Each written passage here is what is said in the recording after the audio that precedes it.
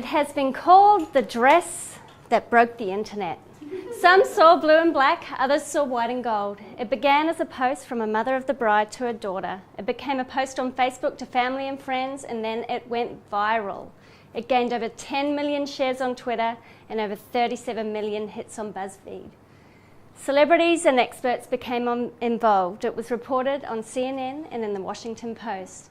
People bought the dress, celebrities wore the dress. The rest of us just wanted to let it go.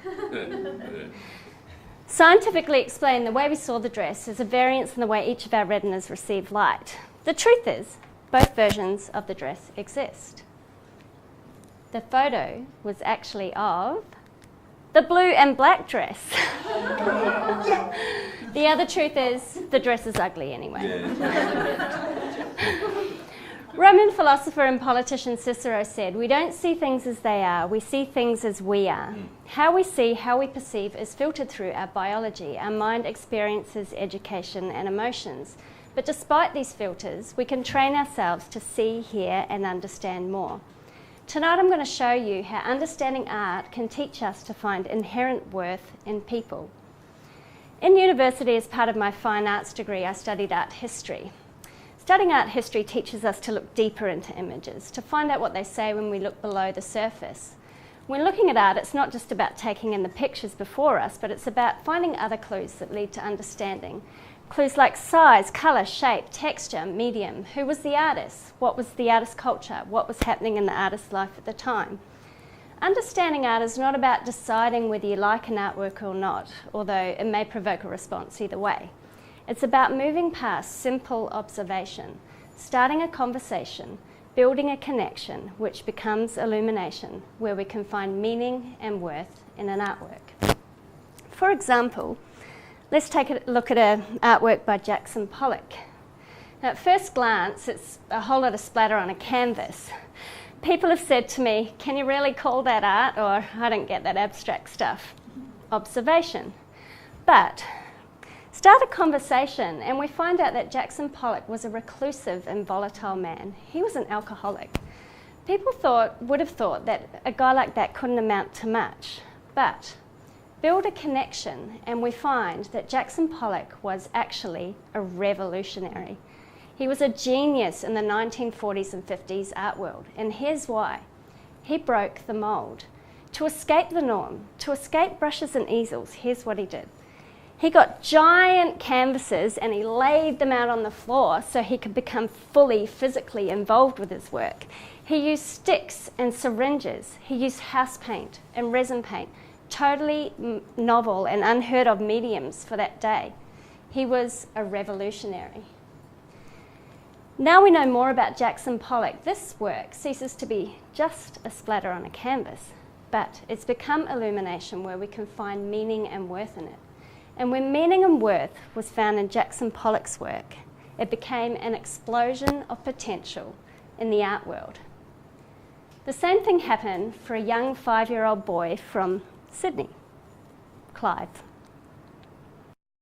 Mum, look what I did! Clive, that's art. Who did this? Us three. I must have a Clive, age 5. They've all sold. Here you go, darling. So Clive, aged 5. Clive done it. Calendars. Why print when you can pick some up? From Canon! Some of my favourite artworks are those that create illusion. Illusion art teaches us that things aren't always as they seem and prove to us what happens when we look at the big picture and the fine detail. Tom French paints beautiful skulls, but look closer. It's actually a woman and a man. Again, a skull. Closer, a man and a woman. I love paintings by Alexa Mead. Here we have a man painted sitting on a chair with his shoes off, but it's painted on the man. See, the illusion in Alexa Mead's work is that it's a 2D work on a canvas, whereas she's actually painted an actual man, the floor, his shoes, so that this artwork looks 2D from any angle. Another beautiful Alexa Mead, painted on a woman, lying in a bath of milk. I also love pavement art. I think it's amazing how they can get these to look so realistic in perspective. And one of the most simple but famous illusions of all time. Can you see the old woman, or can you see the young woman? The same things I love to look for in art, I also love to look for in people. People are amazing. People are an illusion. But unlike anything else in the world, people have inherent worth, a permanent and inseparable worth. But like art, if we move past simple observation, start a conversation, build a connection, it becomes illumination. And that is where we will find that inherent worth in a person. And when we've found their inherent worth, we can take it one step further. We can help create an explosion in a person's potential. We all look different from the outside. We come in different packages. Some of us are bright and shiny, some of us plain and understated. Others of us make a whole lot of noise. But move past simple observation. Start a conversation, and we find a person who was brought up in a third world country.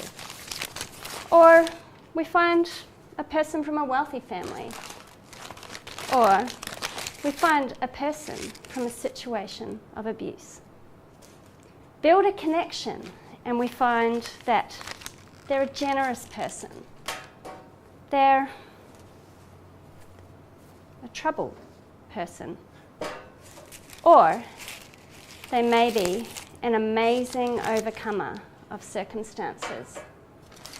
The observation, conversation, and connection have become illumination, where we can find meaning and worth, inherent worth in each of these people.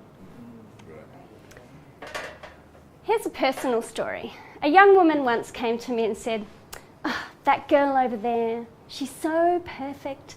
She's got the perfect house, the perfect man, the perfect car, the perfect job, perfect wardrobe, perfect. Don't like her, too perfect." The young woman had made an observation, but she'd never had a conversation or built a connection with that girl. I had. I knew that girl well, and I knew she wasn't perfect. That girl at that time was suffering from an incurable illness. But that girl had people in her life who moved past simple observation, started a conversation, built a connection, which became illumination, where they found her inherent worth. And when inherent worth was found in that girl, and it became an explosion in her potential, that girl was me.